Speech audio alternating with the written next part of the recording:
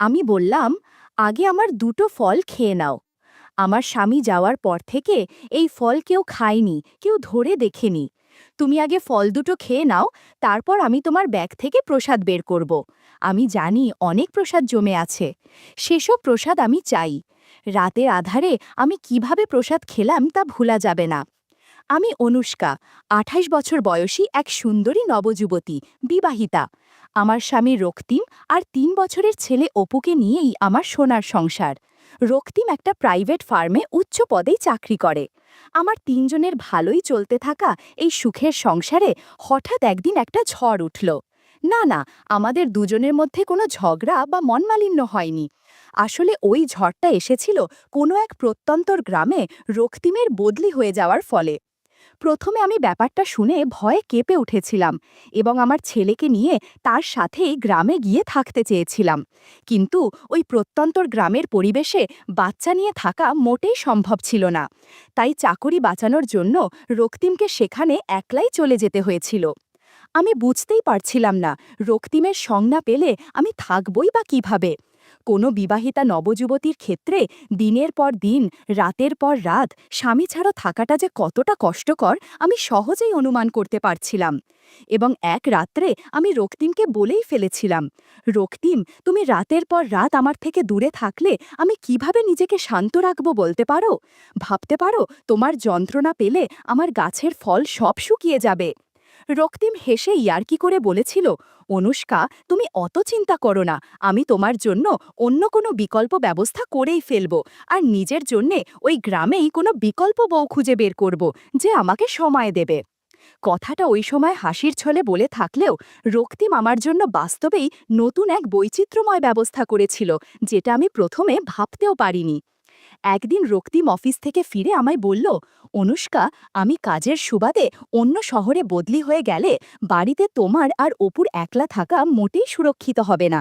তাছাড়া একলা থাকলে তুমি রাত বেড়াতে কোনো প্রয়োজন পড়লে কারো সাহায্য পাবে না। তাই আমি ভাবছি আমাদের বাড়িতে একটা পেইং গেস্ট রাখব, যাতে সে সুবিধা অসুবিধায় আমার অনুপস্থিতিতে তোমার পাশে দাঁড়াতে পারে। আজই আমার এখানের অফিসে নতুন এক কর্মচারী কাজে জয়েন করেছে। ছেলেটির মাত্র ২৩ বছর বয়স। সে খুবই মেধাবী এবং এখনও অবিবাহিতা। সে এখানে থাকার জন্য বাসস্থান খুঁজছে। আমি ভাবছি তাকেই আমার বাড়িতে পেইং গেস্ট রাখব। ছেলেটি বয়স হিসাবে আমাদের দুজনের চেয়েই ছোট, তাই সে পেইং গেস্ট থেকে আমার অনুপস্থিতিতে তোমার ছোট ভাই হিসাবেও যে কোনো দরকারে তোমার পাশে থাকতে পারবে। আমাদের বাড়ির সামনের দিকের ঘরটিতে, যার সাথে লাগোয়া টয়লেট আছে, ওই ছেলেটির থাকবার ব্যবস্থা করব। খাওয়া দাওয়ার সময় সে সামনের দরজা দিয়ে বেরিয়েই আমাদের ডাইনিংয়ের জায়গায় চলে আসবে, কারণ আমাদের প্রাইভেসির জন্য বাইরের ঘর এবং আমাদের শোবার ঘরের মাঝের দরজাটা বন্ধ রাখব। আমি প্রস্তাব মেনে নিয়েছিলাম। পরের দিন সন্ধ্যায় রক্তিম অফিস থেকে ফেরার সময় সেই ছেলেটিকে সাথে নিয়ে এলো। কি সুদর্শন চেহারা ছেলেটার, তেমনি সুন্দর তার চালচলন, ঠিক যেন সাক্ষাৎ কোনো হিন্দি সিনেমার নায়ক। ছেলেটা প্রথম দেখাতেই যেন আমার মনের ভিতর জায়গা বানিয়ে নিল। আমার মনের ভিতর তার প্রতি একটা আকর্ষণ তৈরি হয়ে গেল এবং দুষ্ট বুদ্ধিও নাড়া দিতে আরম্ভ করল। আমি মনে মনে ভাবলাম, রক্তিমের অনুপস্থিতিতে যদি এই ছেলের সাথে সময় কাটাতে দারুণ হবে। হঠাৎ ওই ছেলেটারই ডাকে আমার যেন স্বপ্ন ভাঙল।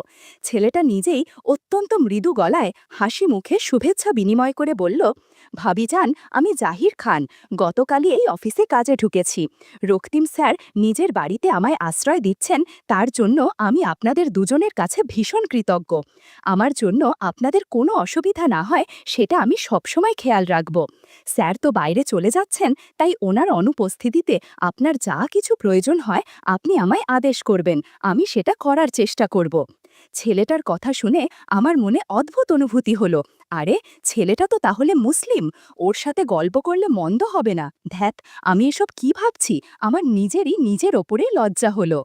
রক্তিম জাহিরকে উষ্ণ অভিনন্দন জানিয়ে বলল, জাহির, তুমি আমার আর অনুষ্কার চেয়ে বয়সে অনেক ছোট, তাই তোমায় তুমি করেই বলছি। তুমি কিছু মনে করছো না তো? তোমার যখন যা কিছু প্রয়োজন হবে তোমার ভাবিজানকে বলে চেয়ে নেবে। এসো, তোমায় আমি তোমার ঘর দেখিয়ে দিচ্ছি। তুমি একটু ফ্রেশ হয়ে নাও, তারপর আমরা একসাথে বসে চা খাবো। আর হ্যাঁ, তুমি যখন অনুষ্কাকে ভাবিজান বলে সম্বোধন করছো, তখন তাকে আর আমায় আপনি না বলে তুমি করেই বলবে। সেটা আমাদের দুজনেরই অনেক বেশি ভালো লাগবে।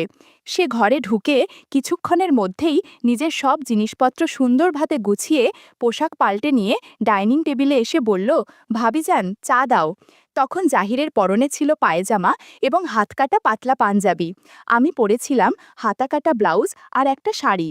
জাহির আসার সাথে সাথেই আমার 3 বছর বয়সী ছেলের সাথে ভাব জমিয়ে ফেলল এবং তার সাথে খেলা শুরু করে দিল। রাত্রিভোজনের পর জাহির আমাদের দুজনকে শুভরাত্রি জানিয়ে নিজের ঘরে চলে গেল। 2-1 দিনের মধ্যেই জাহির আমাদের সাথে ভীষণভাবে মিশে গেল।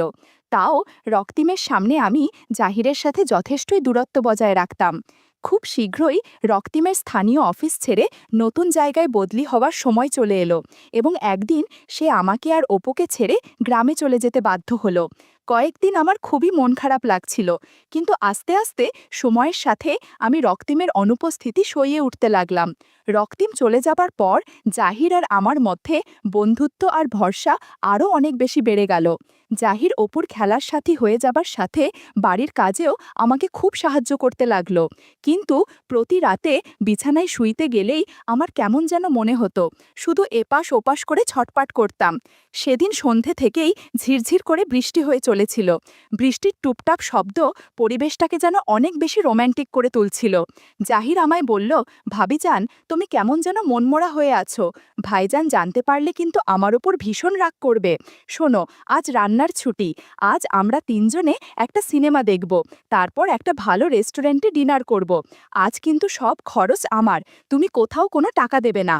আমারও এই পরিবেশে বাড়িতে থাকতে আর যেন ভালো লাগছিল না। তাই আমি জাহিরের প্রস্তাবে রাজি হয়ে ছেলেকে তৈরি করে নিজের পোশাক পাল্টে নিয়ে বেরোনোর জন্য তৈরি হয়ে গেলাম। সেদিন আমার পরনে ছিল জিন্সের প্যান্ট এবং টি শার্ট, যেটা সাধারণত আমি রক্তিমের সাথে বেড়াতে যাবার সময় পরতাম। এই পোশাকে আমাকে খুব মানায়। ওড়না পরি না বলে বেশি আকর্ষণীয় লাগে। জাহির আমার দিকে এক পলক তাকিয়ে মুচকি হেসে বলল, ওয়াও, কি ড্রেস দিয়েছ ভাবিজান, তোমায় তো একদম 20 বছরের নবযুবতী মনে হচ্ছে। আমি লজ্জা পেয়ে বললাম, আচ্ছা, ভাবিজানের রূপের অনেক গুণগান করেছ, এবার বাড়ি থেকে বের হও, তা না হলে সিনেমা আরম্ভ হয়ে যাবে। আমরা 3জনে মিলে একটা ক্যাবে সিনেমা হলে পৌঁছালাম। তখনও বেশ ঝিরঝির করে বৃষ্টি পড়ছিল। সিনেমা হলে আমি এবং জাহির পাশাপাশি বসলাম এবং আমার অন্য পাশে অপু বসেছিল। সিনেমা শুরু হবার পর হল পুরো অন্ধকার ছিল। এ সময় জহিরের হাতের সাথে আমার হাতের স্পর্শ লাগছিল। বারবার মনে হচ্ছিল জহিরকে কাছে টেনে নেই, কিন্তু ভদ্রতার খাতিরে তা বলতে পারছিলাম না। সিনেমার শেষে আমরা 3জনে একটা দামি রেস্টুরেন্টে ডিনার সারলাম। জাহির আমার প্লেটে এতটাই খাবার তুলে দিয়েছিল যে আমি শেষ করতেই পারছিলাম না।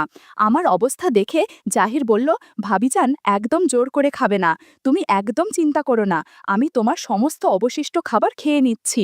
আমি সাথেই বাধা দিয়ে বললাম, না না জাহির, সেটা হয় না, তুমি কেন আমার এটো খাবার খাবে?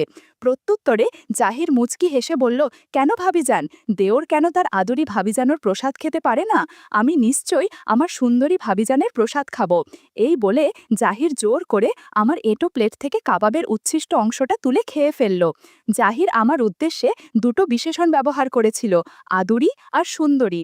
এই দুটো শব্দ তার মুখ থেকে কি অজান্তেই বেরিয়েছিল, নাকি সে কোনো ইঙ্গিত দিয়েছিল? জাহিরের এই সম্বোধন দুটি আমার মনটাকে অস্বস্তিতে ফেলে দিচ্ছিল। ডিনারের শেষে ক্যাব ভাড়া করে আমরা 3জনে বাড়ি ফিরে এলাম এবং নিজেদের ঘরে ঢুকে গেলাম। তখনও বেশ ঝমঝমিয়ে বৃষ্টি পড়ছিল, তার ফলে কেমন যেন একটা তামের পরিবেশ সৃষ্টি হয়েছে। আমার পাশেই আমার ছোট্ট অপু ক্লান্ত হয়ে গভীর ঘুম দিচ্ছিল, অথচ আমার চোখে ঘুম চলে গেছিল এবং মনের মধ্যে দুটো শব্দ, আদুরি আর সুন্দরী, বারবার নাড়া দিচ্ছিল। আমি আমার আর জাহিরের ঘরের মাঝের বন্ধ দরজাটার দিকে তাকালাম। এই দরজাটার ওপারেই জাহির আছে। ভাবলাম জহির কি করছে একটু দেখা দরকার। তখন আমার পরনে ছিল নাইটি। ওই অবস্থাতেই আমি মাঝের দরজার কাছে গিয়ে ছিটকিনিটা নামিয়ে কপাট দুটো খুললাম। জাহিরের ঘরের ভেতরের দৃশ্য দেখে আমার চোখ কপালে উঠে গেল। জাহিরের ল্যাপটপটা চলছিল। ল্যাপটপের স্ক্রিনে আমার ফেসবুকের প্রোফাইল ছবিটা ভাসছিল, আর জাহির সেই দিকে তাকিয়ে অদ্ভুত আচরণ করছিল। আমি আর চুপ করে দাঁড়িয়ে থাকতে পারিনি।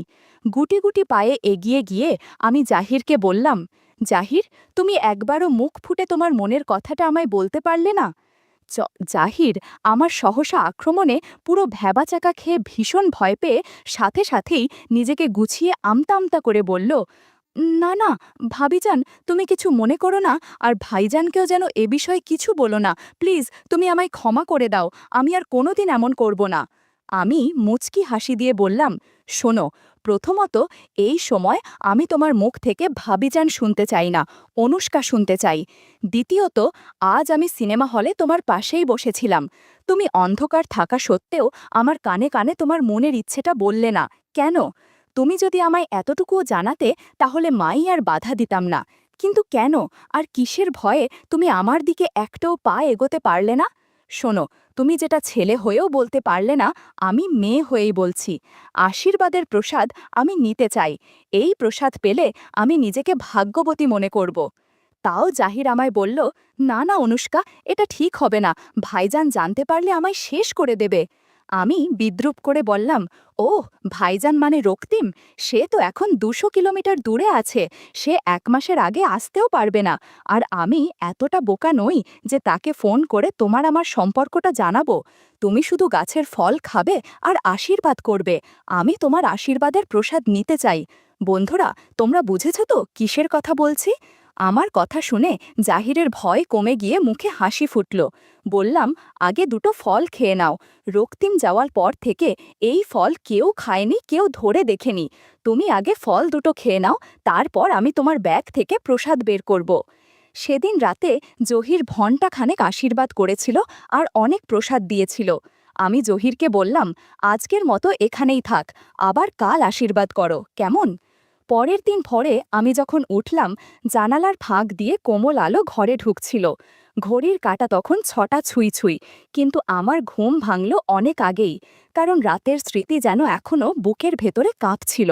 জাহির তখনও পাশের ঘরে, আমি জানতাম, তবুও মনে হচ্ছিল সে আমার খুব কাছেই আছে। রান্নাঘরে ঢুকে চা বসালাম। কাপে ধোঁয়া ওঠা চা ঢালতে ঢালতে আমার মনে হচ্ছিল আজকের দিনটা যেন সাধারণ হবে না। গত রাতের কথা ভেবে আমার ঠোঁটের কোণে অজান্তেই হালকা হাসি ফুটে উঠছিল। কিছুক্ষণ পর জাহির ঘরে এলো, মুখে এক অদ্ভুত লাজুক কিন্তু উজ্জ্বল হাসি। আমি চা এগিয়ে দিয়ে মজা করে বললাম, কি হলো, ভোরবেলা এত চুপচাপ কেন? সে লাজুকভাবে নিচে তাকিয়ে শুধু বলল, অনুষ্কা, আমি ভাবিনি তুমি আমায় এতটা সাহস দেবে। আমি মিষ্টি গলায় বললাম, সাহস তো আমি শুধু শুরুতে দিলাম, বাকিটা তোমার নিজের ভেতরের শক্তি। আমার কথা শুনে তার চোখে একটু উজ্জ্বলতা এলো। চা খাওয়া শেষ হতেই আমি বললাম, চলো বাগানে যাই, সকালবেলার হাওয়া আজ বেশ সুন্দর। আমরা দুজন উঠোন পার হয়ে বাগানে গেলাম। কচি রোদ আর হালকা শিশির মাখা ঘাস পায়ের নিচে ভিজে ভিজে লাগছিল। আমি একটা আম গাছের নিচে দাঁড়িয়ে হঠাৎ বললাম, জাহির, জানো তো, কাল রাতের মতো মুহূর্ত বারবার আসে না, কিন্তু যদি তুমি চাও আমরা প্রতিদিন একটু একটু করে সেই অনুভূতিটা বাঁচিয়ে রাখতে পারি। জাহির একটু কাছে এসে দাঁড়ালো, তার চোখে আবার সেই দ্বিধা দেখা দিল। আমি মৃদু হেসে বললাম, আবার ভয় পাচ্ছ? ভয় পেও না, আমি আছি। তারপর আমি একটা আম ছিঁড়ে এনে তার হাতে দিলাম। বললাম, দেখো, এই ফলের মতো জীবনটা মিষ্টি হতে পারে যদি আমরা চাই। জাহির আমটা হাতে নিয়ে আমার চোখে তাকালো, আর সেই মুহূর্তে তার ভেতরের বাঁধন যেন খুলে গেল। আমরা দুজনেই গাছের ছায়ায় বসে গেলাম। হাওয়া বইছিল, চারপাশে শুধু পাখির ডাক আর আমাদের দুজনের নিঃশ্বাসের শব্দ। আমি তার কাঁধে মাথা রাখলাম, সে ধীরে ধীরে আমার হাতটা ধরল। সেই স্পর্শে আমার বুকের ভেতর কেমন করে উঠল একটা মিষ্টি নরম কাঁপুনি। আমি ফিসফিস করে বললাম, জাহির, গতরাতে তুমি আমায় যে আশীর্বাদ দিলে সেটা শুধু শুরু। আমি চাই প্রতিদিন তুমি নতুন করে আমায় সেই প্রসাদ দাও। এতে আমিও ভাগ্যবতী হব, তুমিও শান্তি পাবে। জাহির কোনো উত্তর দিল না, শুধু আমার হাত শক্ত করে ধরে রাখল। তার চোখে স্পষ্ট ছিল সে আজ নিজের ভেতরের ভয়টা পুরোপুরি হারিয়েছে। বাকি দিনটা যেন অন্য রকম হয়ে গেল। আমরা দুজন কাজের ফাঁকে ফাঁকে চোখাচোখি করছিলাম, ছোট ছোট ইঙ্গিতে একে অপরকে বুঝিয়ে দিচ্ছিলাম। সন্ধ্যা নামতেই আমার ভেতরে আবার অদ্ভুত এক প্রতীক্ষা তৈরি হলো।